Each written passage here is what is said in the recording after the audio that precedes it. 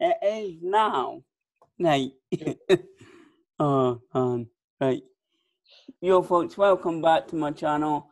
I'm delighted to be joined by John Collins. Thank you for taking your time out to have a chat with me about your career.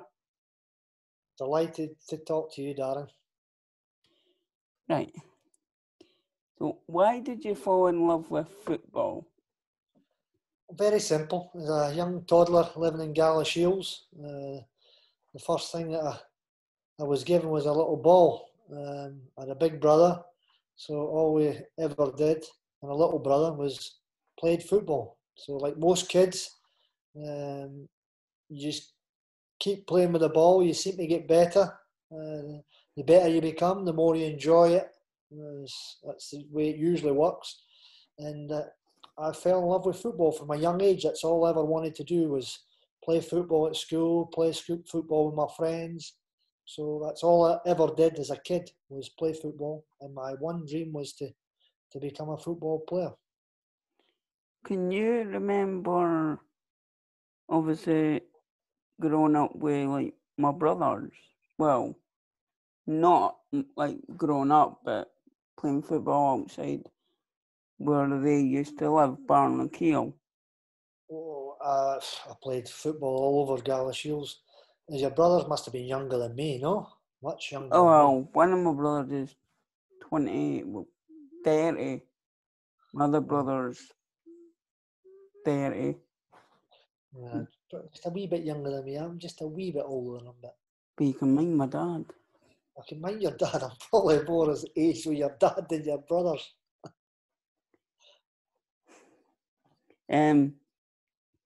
Who's your biggest inspiration? Well, it's not a sportsman. The biggest inspiration I would say has been Nelson Mandela, an incredible human being. The suffering he went through. He came through 27 years in prison, forgave those who put him in prison, and united a whole country. An incredible human being, truly inspirational. I would love to have met him, but I never. But I was in South Africa there in the summer, visited the place where he was locked up, Robben Island. Read a little bit of the history and the story. I've read a few of his books, the books about him. So, a very special man.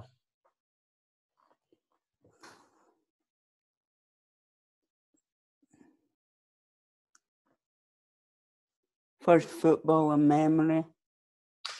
Oh, that's an easy one. 1978 World Cup in Argentina. Scotland playing Holland. Sitting in front of my television, my family. Little Archie Gemmill dribbles round three Dutch players and puts it in the back of the net. A great goal.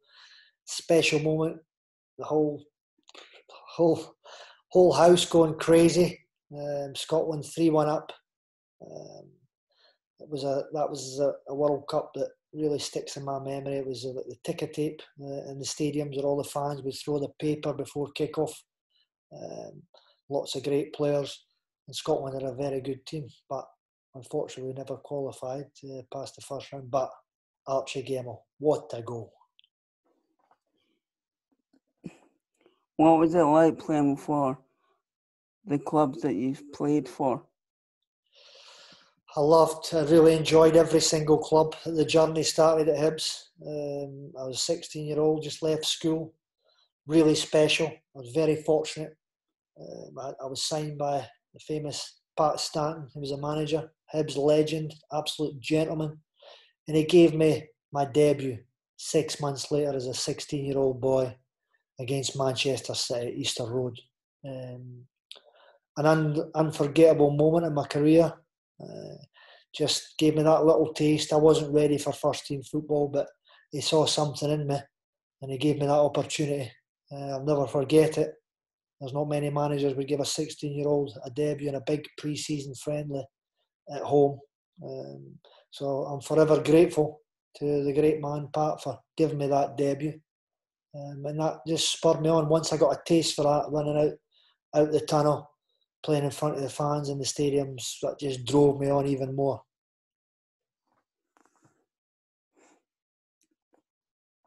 What was it like playing for Celtic, a team you've supported as a kid? Yeah, well, my father was from Glasgow. My father was a Celtic supporter. So, like all young boys, you follow in your father's footsteps with the team he supports. I said I had 6 great years at Hibs, learning years, learning my trade, and then the opportunity come to sign for Celtic. It was for me, it was a dream. So from a young age, I had my Celtic strip, and that day signing Billy McNeill, the famous Billy McNeill, was a Celtic legend. He was the manager, so it was a great honour for me to sign for him. 1990, and I had 6 happy years. A great football club with a truly unbelievable support, home or away, wherever you go when you play for Celtic, the stadiums are full. They have a huge away support. They travel all over the world. Friendly games, European games are there. So it never disappointed me. It lived up to its expectations playing for Celtic.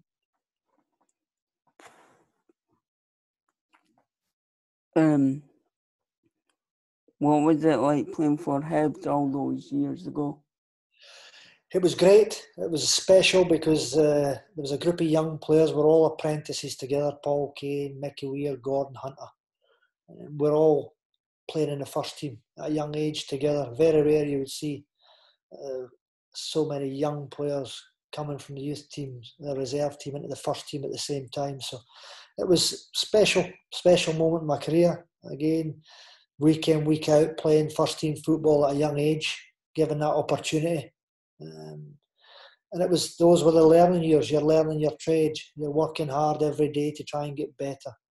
I had six happy years. We never won any trophies. Came in as a sub as a young boy in the cup final against Aberdeen, but never managed to win a trophy. But lots of happy memories.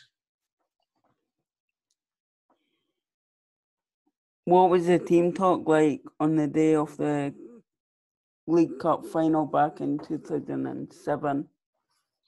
I don't really remember what the team talk, but it would have been pretty similar to ones previously. But most of the work's done leading up to the game on the training pitch, the video analysis, analysing the opponent's strengths and weaknesses. The players knew exactly what they were going to be playing against the next day, Kilmarnock's strengths and weaknesses. But ultimately, I had tremendous faith in the players. We had a good group of young players that were hungry, and we had a lot of talent and legs in the team. And I was very, very confident driving up to Hampden that we were going to win that cup final. And the players put in a 5-star performance from start to finish, every one of them. It's not very often you get to a cup final and you score 5 wonderful goals and only concede 1. Most cup finals are usually tense affairs, won by the odd goal, a lot of nerves, but the players really put in a performance for the supporters. And when you're winning comfortably with 20-25 minutes to go, it's great for the supporters because they can relax and the songs are coming out. So it was a very, very special day, first trophy in 16 years, and not just winning, but it was the manner of the victory and the performance the players put on that was the most pleasing and the most memorable. Now, how long, were you always going to play Louis that day, or?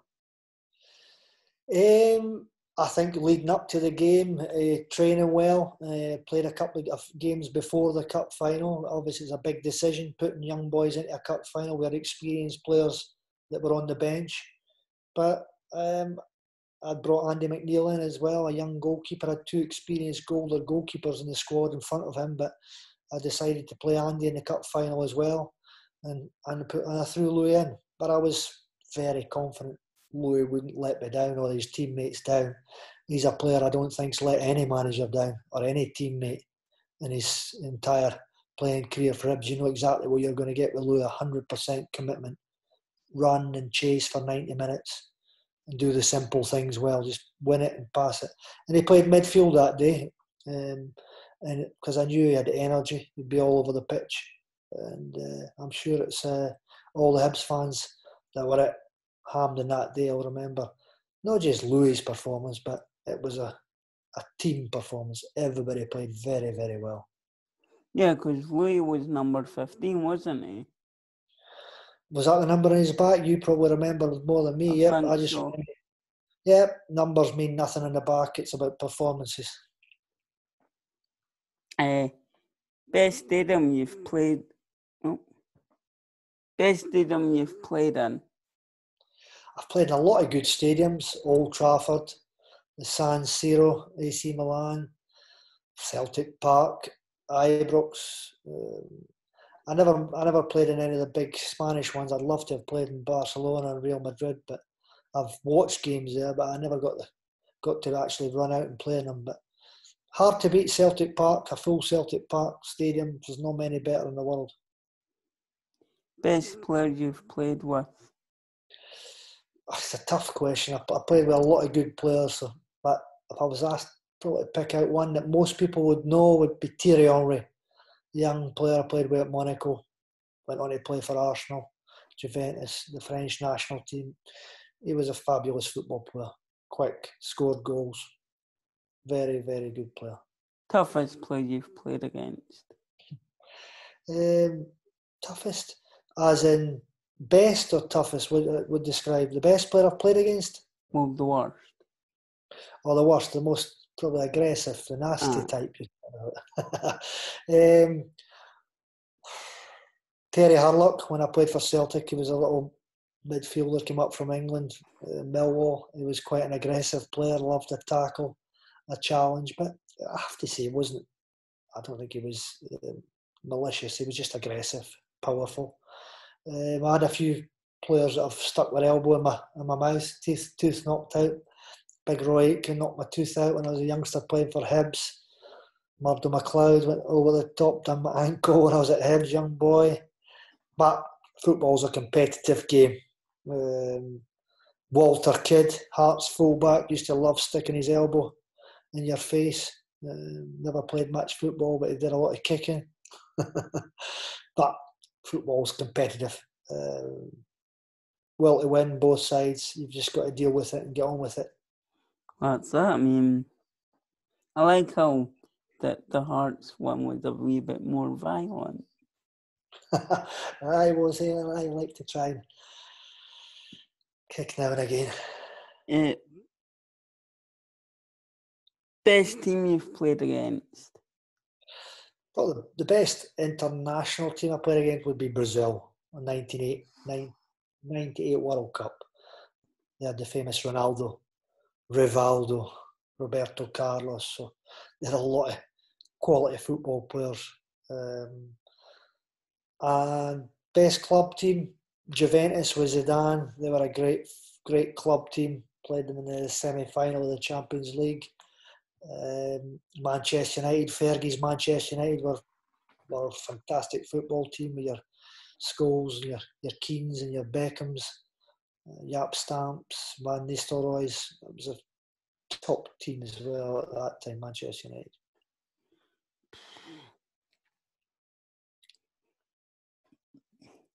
Funniest player you've ever met? Funniest player I've ever met? That's a tough one. Funniest? When I was playing with Scotland, there was a funny wee player called John Spencer. Played for Rangers, Chelsea. I played with him at Everton. But he was a little joker, little one-liner from Glasgow. He was a funny little guy. And he was a good little player as well. Paul Gascoigne was a character on the football pitch. He was a great player, but he liked to have a laugh on the pitch as well and a little chat with you. So Gaza was a character as well.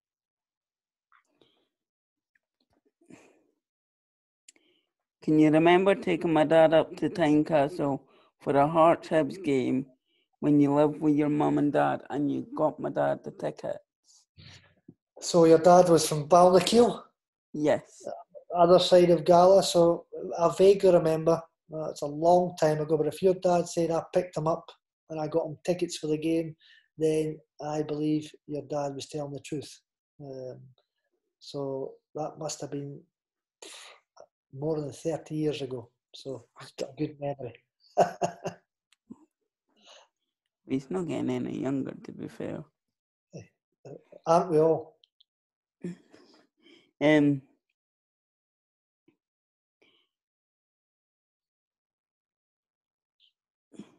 can you remember meeting me on May 2017 at the Gallifreydine Player of the Year Award, and also back in 2018? How can I forget you? Volunteer Hall, Player of the Year do. Big Yogi was there as well. Yeah, on 2017 he was. Always good nights, the Gallifreydine Player of the Year nights. Good people, great football club, well run. So I remember you both times. I think we got a picture taken. I presented you with a trophy. Yeah, my dad, I've got one. I mean, it's a bit dark, but I think Kano sent, over.